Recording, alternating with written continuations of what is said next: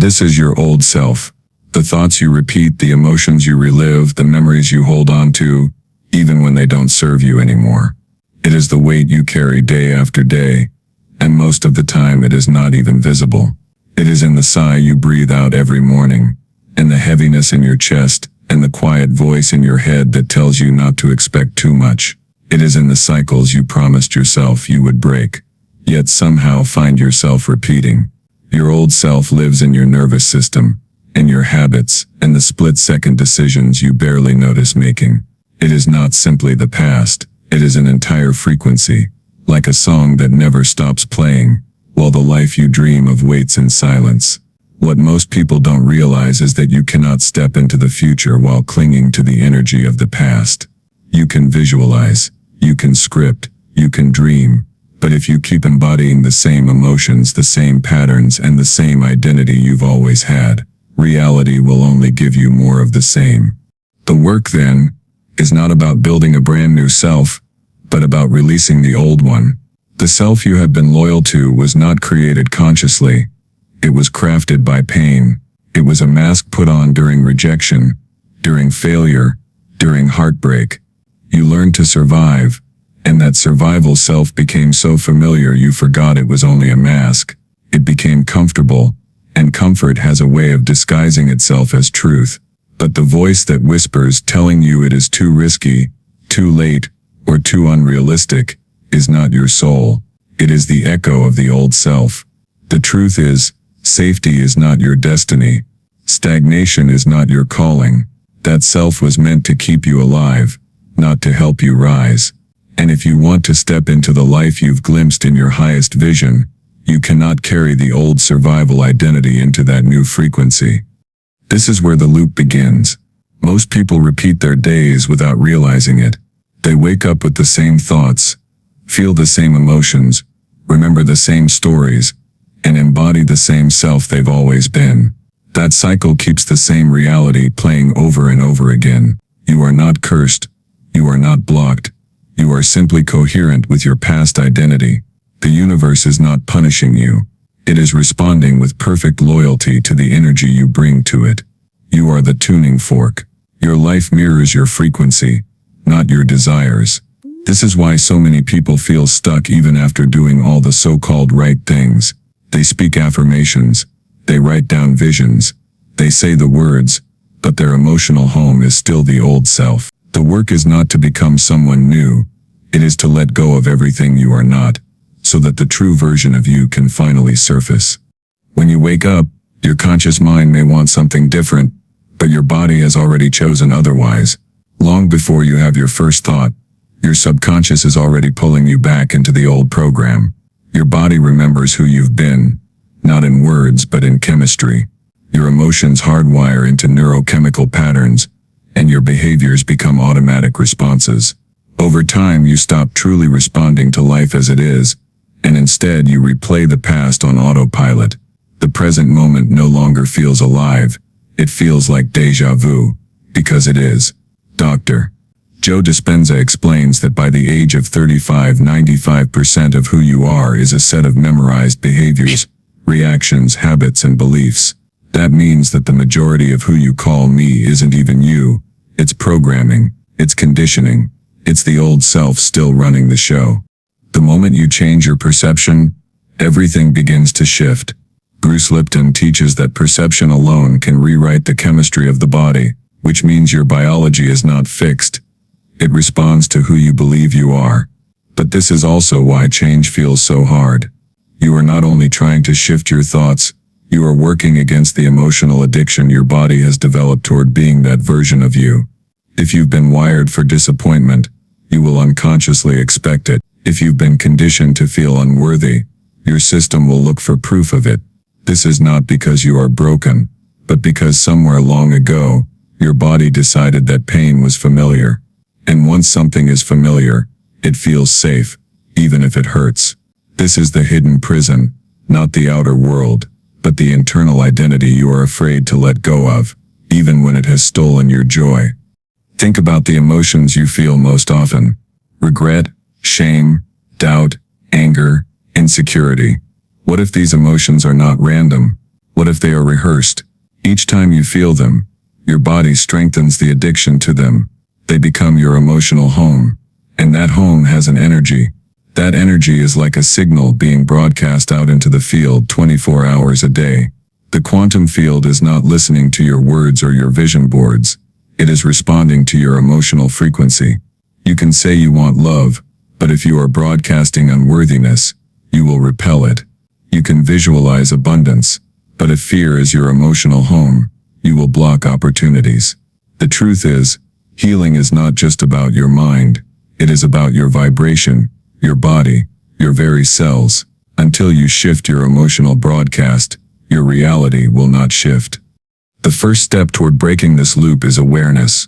You must see the old self clearly, not to shame it, but to stop unconsciously identifying with it. The old self is not a fixed reality. It is a practiced vibration.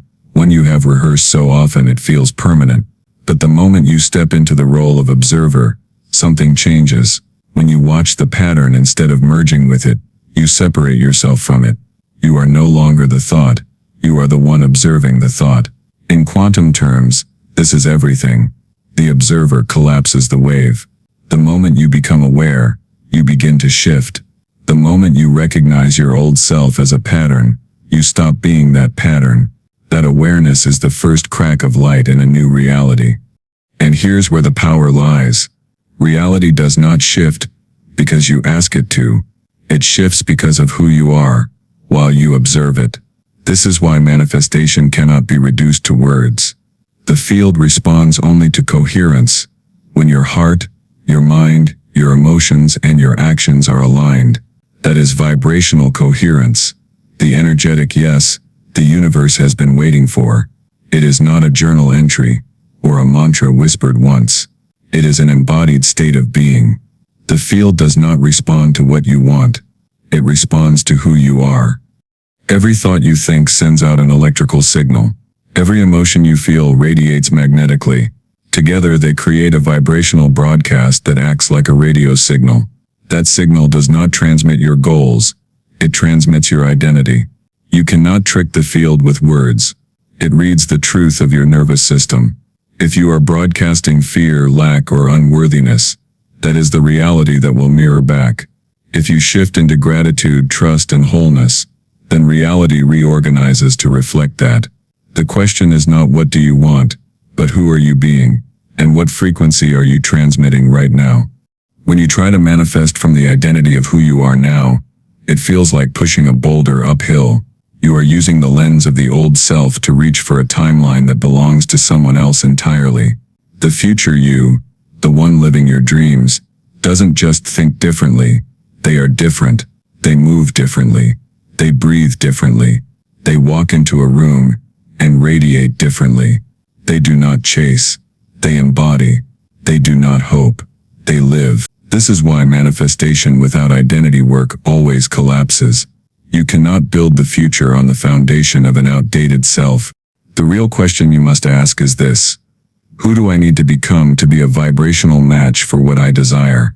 Not later, not someday, but now. The future you already exists. They are not waiting to be created. They are waiting to be remembered. Quantum physics reveals that reality is not linear. Time is not a straight line. All versions of you already exist in the infinite field of possibilities. What we call the multiverse is simply the infinite now, where every potential version of you lives. The thriving, healed, abundant you is not on the way. They exist right now, in a different frequency. The only thing separating you from them is vibration. Your higher self is not wounded, not broken, not stuck. They live in alignment, grounded in trust and magnetic calm. They don't need to prove themselves. They don't need to hustle, because their energy speaks louder than their words. They are coherent.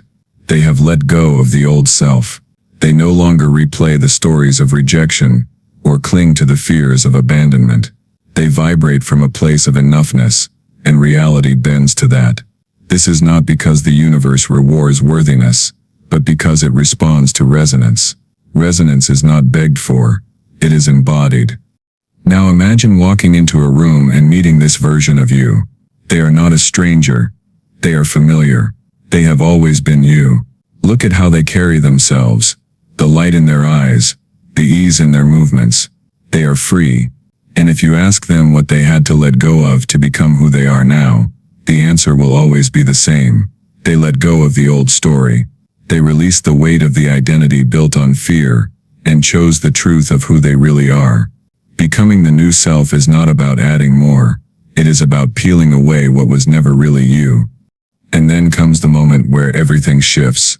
The very instant you stop identifying with the old frequency and start vibrating as the new self, the field responds. Reality reorganizes. At first it may show up as a new thought, a new opportunity, a coincidence, a synchronicity. The more you follow that energy, the stronger the new timeline becomes. The old self does not need to be destroyed. It only needs to be released. It served its purpose. It kept you alive. But it is outdated. And now you can thank it, release it, and walk forward lighter than ever.